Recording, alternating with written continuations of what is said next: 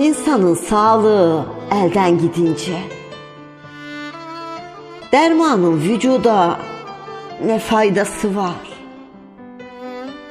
Bir yanı sağaldır, bir yanı bozar.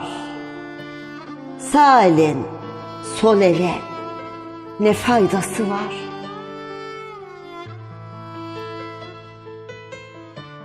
Allah'ım kardeşi kardeş yaradıp,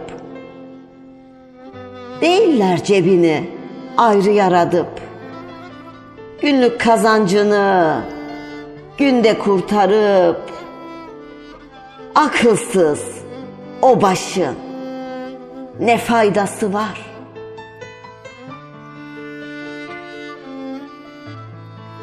Ayaklar bedeni taşır yıllarca, günden güne ritim düşer yavaşça.